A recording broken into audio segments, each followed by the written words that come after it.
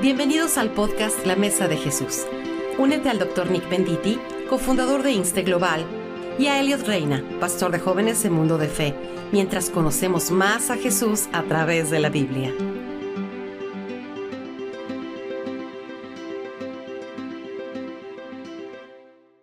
Bienvenidos a la Mesa de Jesús, gracias por acompañarnos.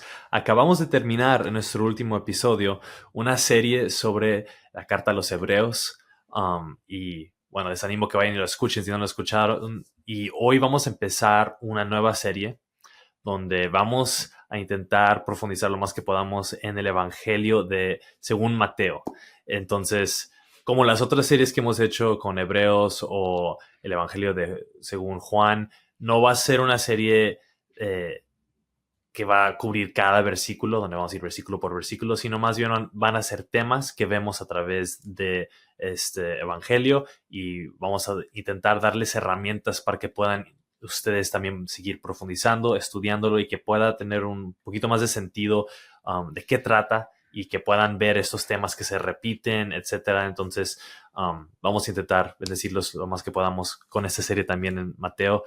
Pero antes de que empecemos a ver este evangelio, quisimos tomar un episodio el día de hoy para hablar sobre el contexto de los judíos y por qué eso es importante cuando vemos la Biblia. Porque en especial cuando lees Mateo, vas a ver una frase que se repite una y otra vez que es algo así como según lo que se había escrito o para cumplir lo que se había escrito. Y yo fui enseñado cuando pues, iba a la iglesia o tomaba estudios bíblicos que me decían, es que Mateo fue escrito hacia los judíos específicamente y por eso lo repite una y otra vez y está hablando del Antiguo Testamento porque su audiencia iba a ser judía. Pero yo cuando escuchaba eso, entonces decía, bueno, pues como yo no soy judío, pues esas partes no importan para mí, yo puedo ignorar eso y me enfoco más bien en lo que puedo entender. Y yo creo que eso no me ayudó, sino que más bien me tardé en entender ya después, cuando estuve en el Instituto Bíblico, que es importante para todos poder entender el Antiguo Testamento, obviamente, y también la cultura de los judíos, porque fue escrito por judíos, la mayoría de la Biblia, en una cierta cultura, en un cierto tiempo. Entonces, Doc, ¿por qué no nos ayuda a saber por qué es importante esto? Porque creemos que fue escrito por el Espíritu Santo, fue inspirado por el Espíritu Santo, pero al mismo tiempo fue escrito por humanos que vivieron un tiempo histórico real. Entonces, ¿por qué es importante entender estas dos cosas cuando leemos la Biblia? Pues mira, primeramente, la definición que yo uso muchas veces en cuanto a la Biblia es la palabra de Dios escrita en las palabras de hombres o la humanidad. Entonces es algo parecido a cierto nivel como Jesucristo, 100% hombre, también 100% Dios. Entonces, cuando miramos las Sagradas Escrituras, son inspiradas, ¿verdad?, por el Espíritu Santo. Y hay varios versículos que nos dice eso. Pero al mismo tiempo fue escrito Hebreos. Acabamos de hacer la serie sobre Hebreos, ¿verdad? Pero dice que Dios había hablado a través de los hombres, los profetas, pero ahora nos ha hablado a través de Jesucristo. Entonces la Biblia es el mecanismo o lo que es el libro en el cual Dios ha comunicado algo. ¿Qué es ese algo? Ese algo es la persona y obra de Jesucristo. Una de las cosas que yo intento hacer mucho énfasis también es que entendamos, sí, es la palabra de Dios, pero escrita en las palabras de hombres. En otras palabras, hay diferentes tipos de literaturas. Y cuando hablamos del Antiguo Testamento, es importante entender primeramente que 2/3 partes aproximadamente de lo que nosotros llamamos la Biblia, 66 libros, 2/3 partes fueron escritos, ¿verdad? Y son importantes aún para hoy. Y había un contexto. Sabemos y entendemos, por ejemplo, el exilio de Israel en el año 586 a Babilonia. Eso no fue una fantasía, no fue un momento que alguien escribió un libro, sino podemos mirar que había un contexto histórico. Babilonia, ¿verdad? O los caldeos existieron como pueblo. Israel como pueblo existía. Jerusalén, por ejemplo, como ciudad también existía. Entonces estamos hablando de una historia y es importante entender lo que es el contexto histórico también. ¿Por qué vamos a decir ese mismo evento en la historia, verdad? ¿Por qué? Pues la Biblia lo dice claramente, porque el pueblo de Dios, ¿verdad? Israel había desobedecido a Dios. Y lo bonito, por lo menos de mi parte, que me encanta de la Biblia es cómo nos enseña la realidad. Primeramente, quién es Dios, pero también quiénes somos nosotros como seres humanos. La Biblia dice que también nosotros estamos hechos a la imagen de Dios.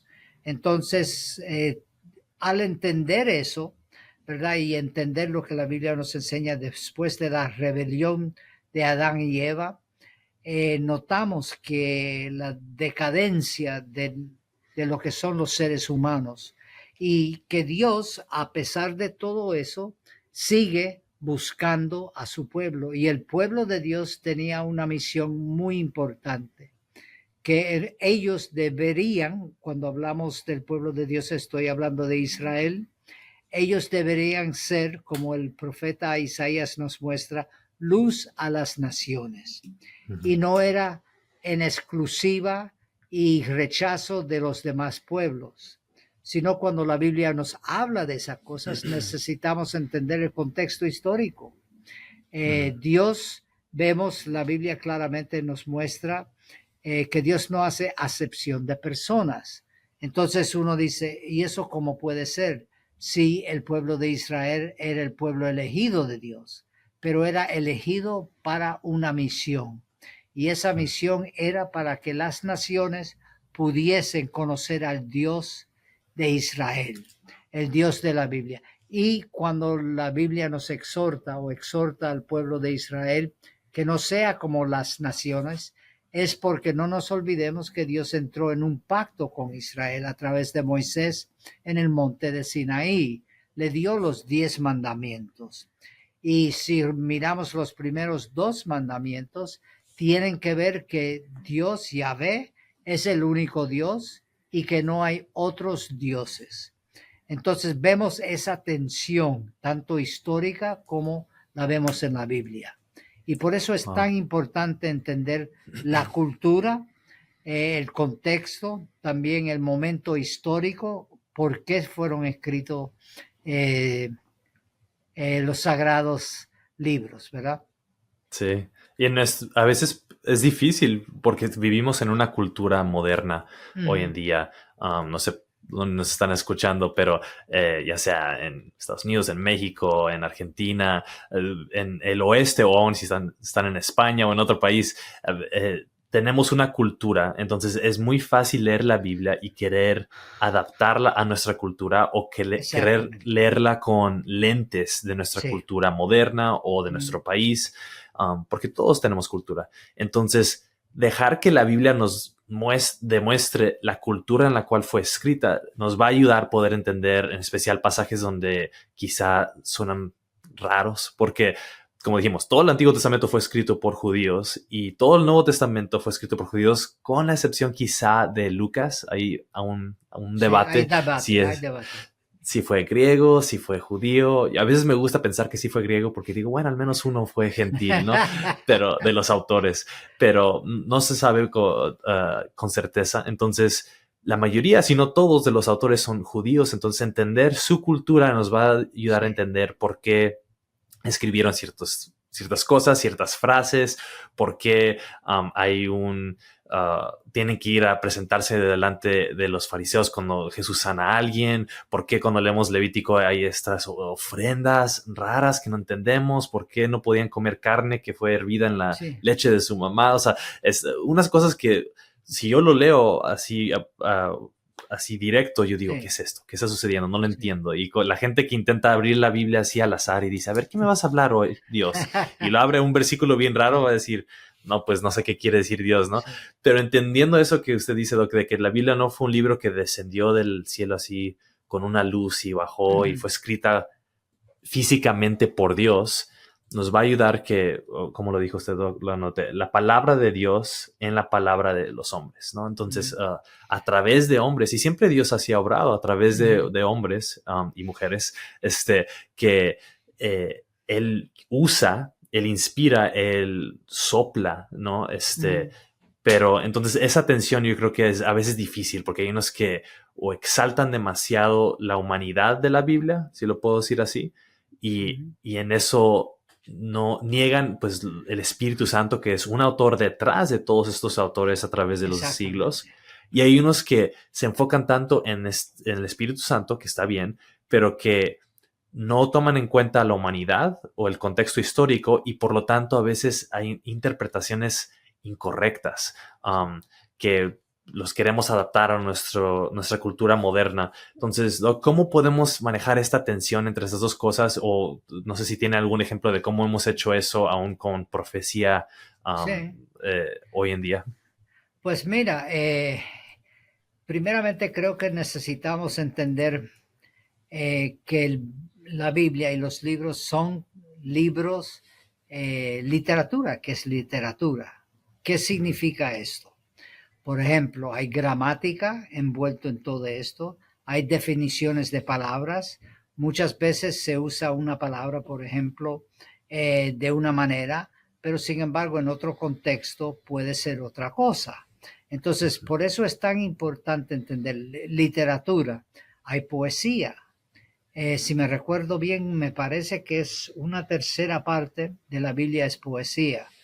No me recuerdo exactamente, pero una gran parte es poesía. Pero también hay descripciones históricas. Por ejemplo, cuando habla de Nabucodonosor. ¿Quién es Nabucodonosor? ¿Verdad? Pues fue un rey.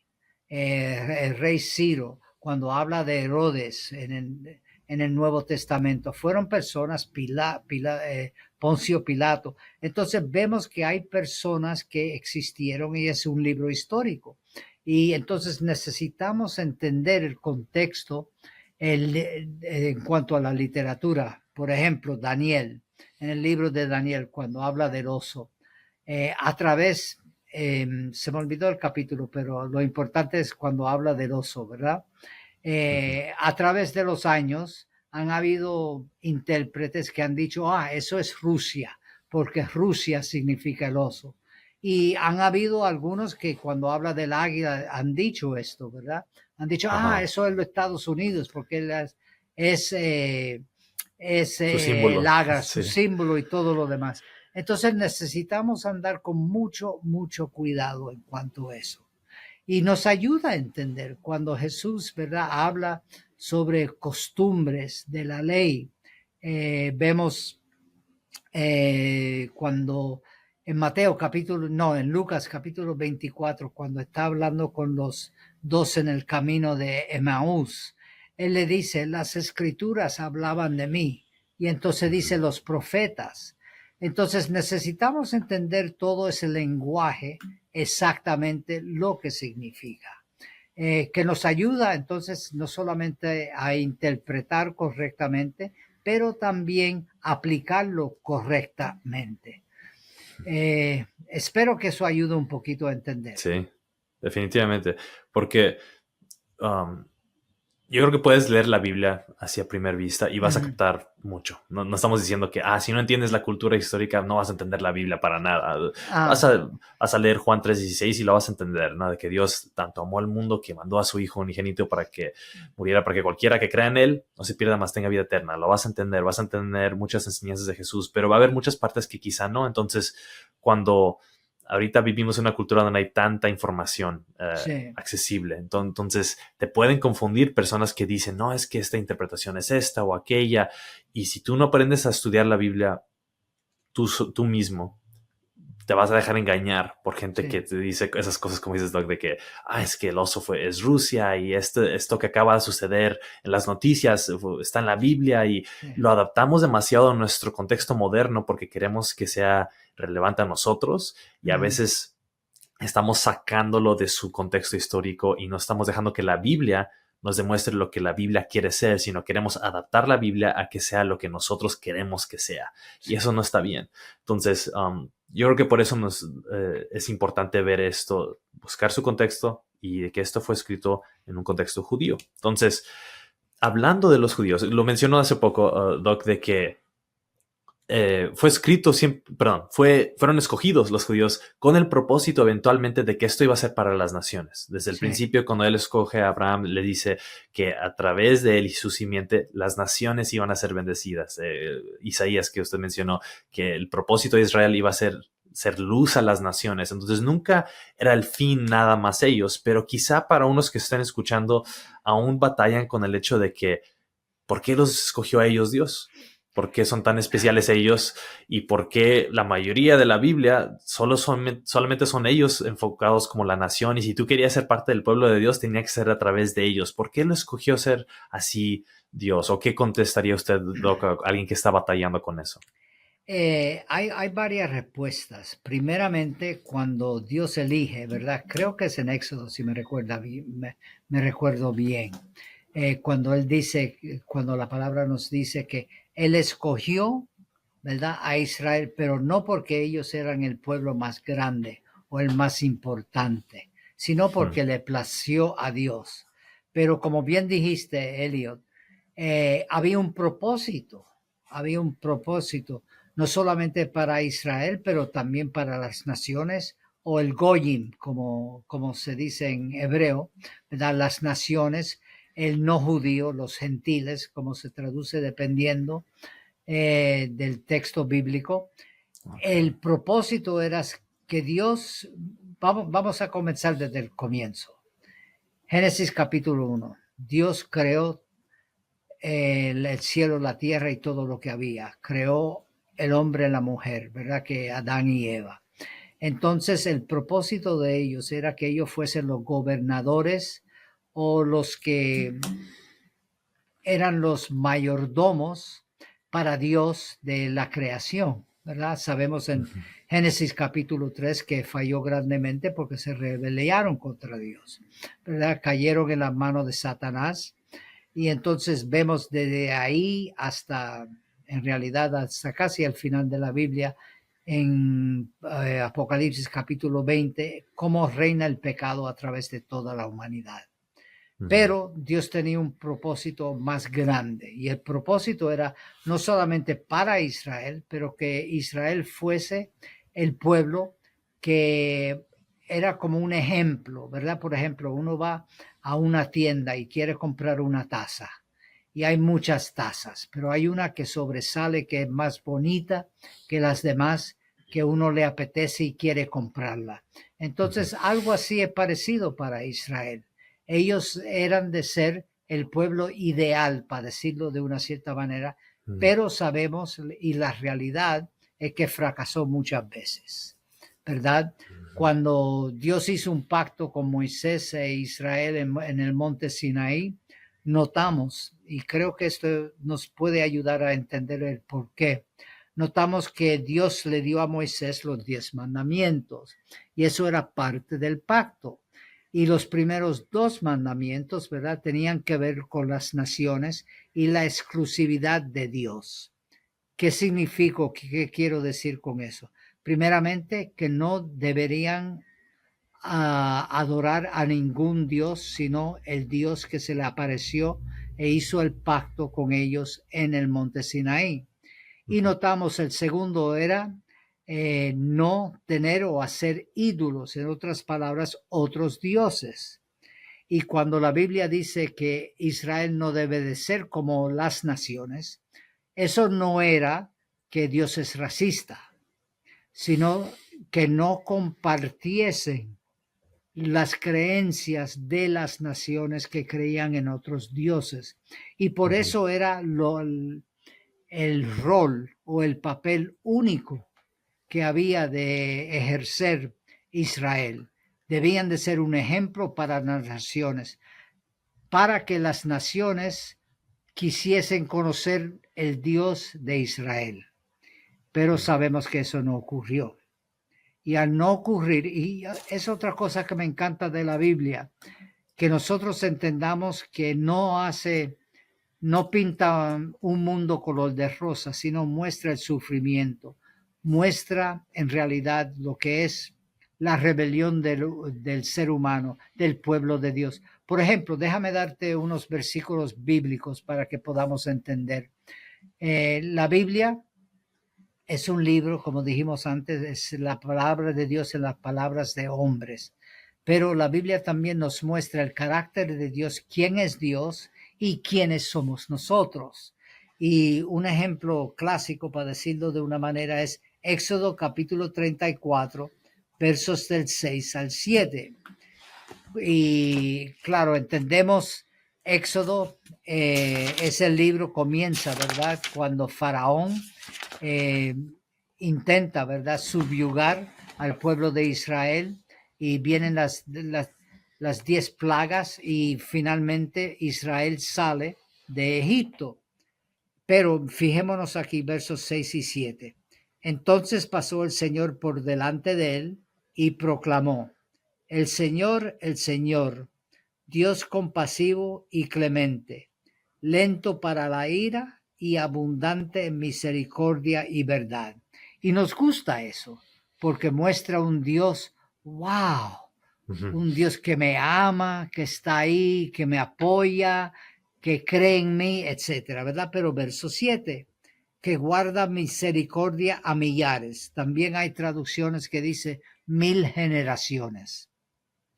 El que perdona la iniquidad, la transgresión y el pecado. Dice, wow, qué bonito, mira, Dios perdona. Entonces, si yo fallo o Israel fallaba, ¿verdad? Dios estaba ahí para perdonar.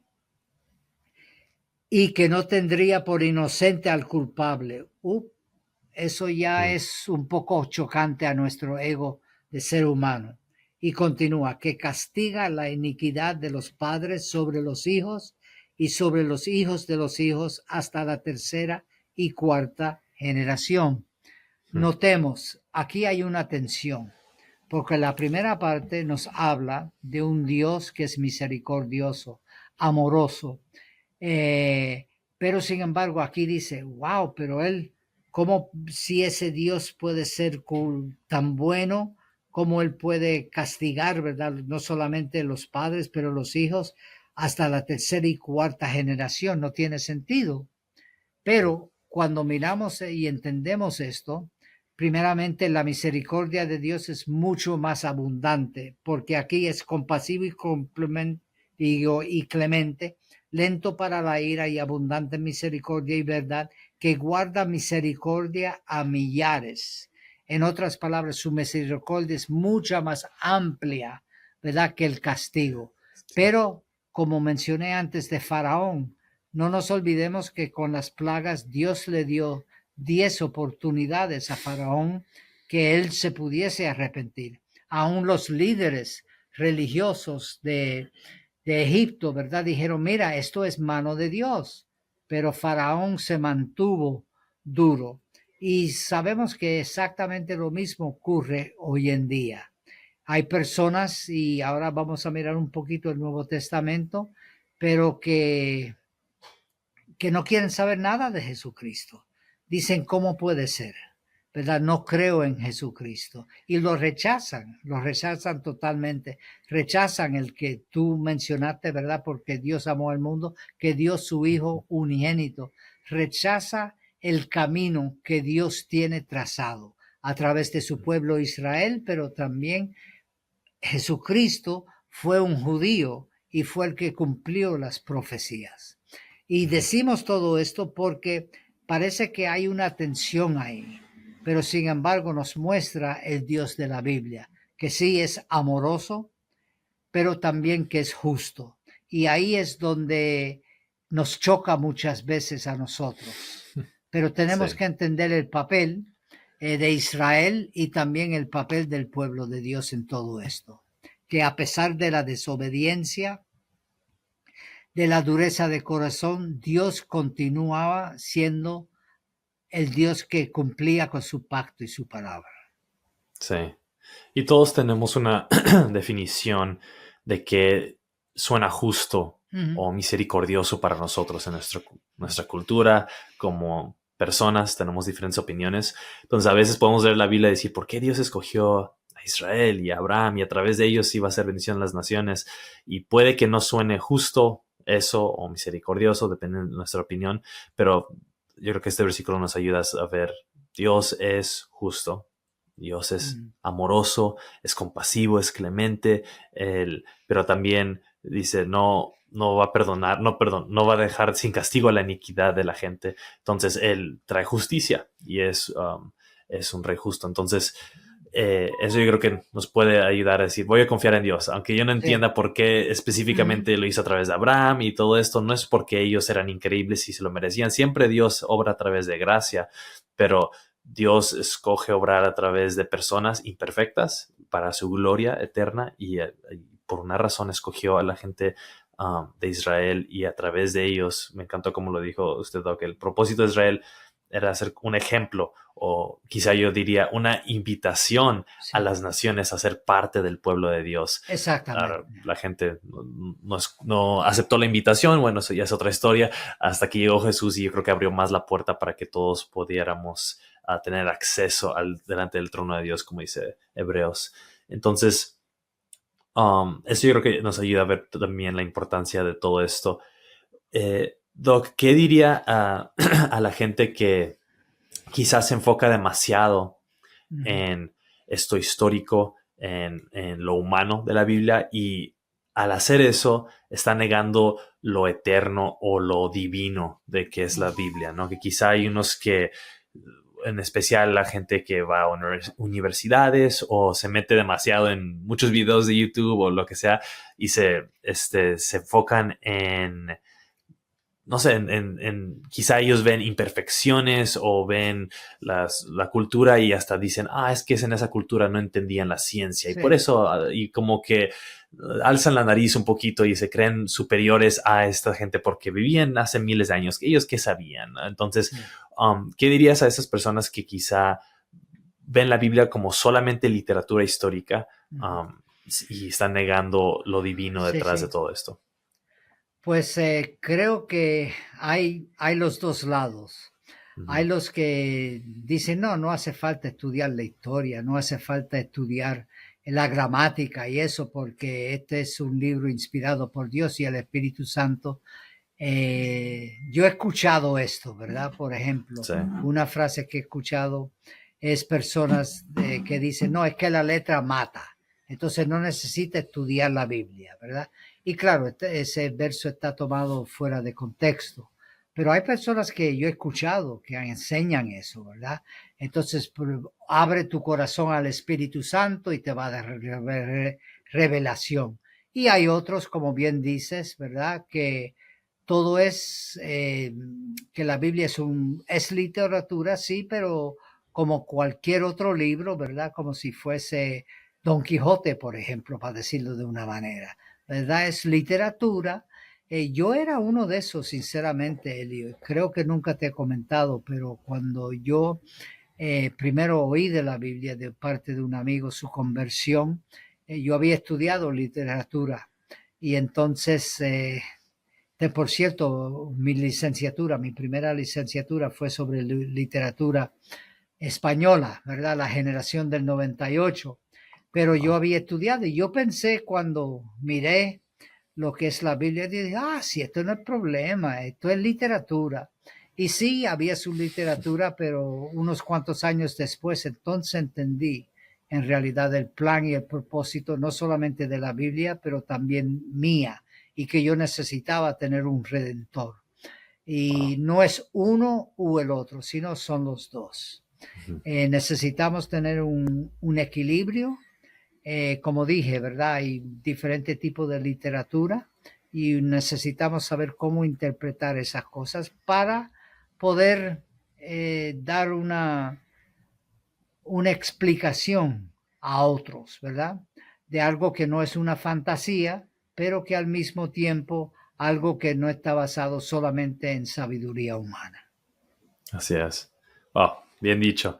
Muy bien dicho, Doc. Porque para los cristianos, y quizá dicen, no, yo sé muy bien que es el Espíritu Santo detrás de esto, y quizá dicen, no, pues ¿para qué me meto a estudiar esto? Te va a ayudar a entender Sí, lo rico que está aquí escondido, porque está escrito a unas ciertas personas y te va a ayudar a entender por qué se dicen ciertas cosas, por qué suceden ciertas cosas. Y ahorita que entremos en Mateo, vamos a hablar más sobre esos detalles, pero al mismo tiempo no nos olvidemos de que detrás de eso sí hay un autor y Dios inspiró todo esto. Entonces, manejar las dos cosas a veces es difícil, sí. pero espero que esto ayude como una introducción. Ya seguiremos enfocándonos un poquito más en nuestros siguientes episodios, específicamente ya en Mateo, en este contexto que fue escrito y, bueno, ayudar a conocer más a Jesús a través de la Biblia. Entonces, muchísimas gracias, Doc, como siempre, una bendición. Y Igualmente, Elliot. nos veremos en nuestro próximo episodio. Bendiciones. Adiós.